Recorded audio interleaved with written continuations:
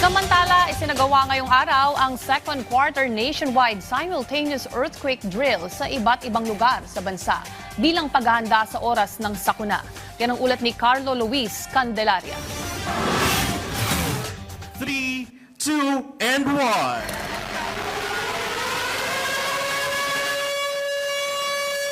Pagpatak ng alas 9 ng umaga kanina, tumunog na ang sirena, hudyat ng pagsisimula ng nationwide simultaneous earthquake drill ngayong araw. Sabay-sabay nag-duck, cover and hold ang mga opisyal ng National Disaster Risk Reduction and Management Council, Office of Civil Defense at iba pang mga government agencies sa isinagawang ceremonial pressing of the button kanina sa Camp Aguinaldo sa Quezon City. Kasabay nito, iba't ibang lugar sa buong bansa ang nagsagawa ng kani-kanilang mga earthquake drill bilang pakikiisa sa NCED mula Luzon, Visayas at Mindanao. Sabi ni Office of Civil Defense Administrator Yusek Harold Cabreros, ang lindol ay maaaring mangyari anumang oras sa iba't ibang bahagi ng bansa na ipinakita ng nagdaang magnitude 7.8 na lindol sa Mindanao. Sa bansa gaya ng Pilipinas na kalimitang tinatamaan ng mga natural disasters gaya ng lindol, binigyang diin ng Office of Civil Defense ang kahalagahan ng sama-samang paghahanda para malaman ng bawat isa ang gagawin sa oras ng sakuna. Nakita natin sa mga kumalat na video matapos ang lindol sa Mindanao kung paano tumugon ang mga mag-aaral at guro sa mga paaralan.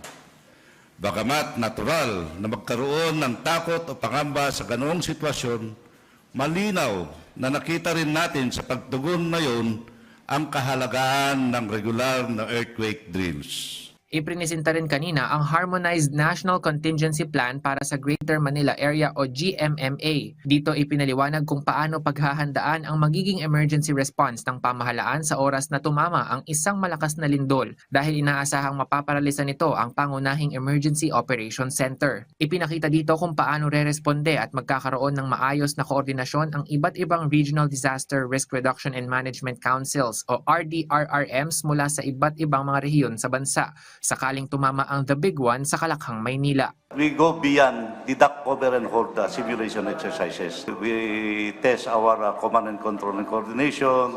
We test our EOCs. We test our response units and even deploying them in these areas na kung ano yung nandun sa HNCP.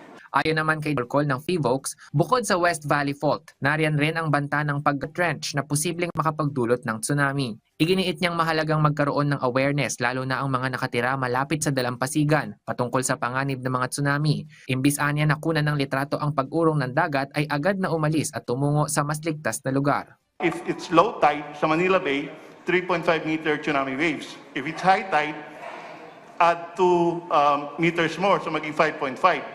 And magkakaroon ng flooding. Of course, it will affect yung mga coastal communities in sa Metro Manila. Yung response ng mga tao in coastal communities, dapat yung mas paigtingin pa. Sa pagpapatuloy ng pagsasanay at paghahanda para sa inaasahang panganib na dala ng malalakas na lindol, sinisiguro ng Office of Civil Defense, NDRRMC at ng mga ahensya ng pamahalaan na handa ang mga disaster response systems nito para makapag-deploy ng mga tauhan, magkaroon ng epektibong command and control systems at maayos na komunikasyon sakaling dumating ang The Big One. Carlo Luis Candelaria para sa Bayan.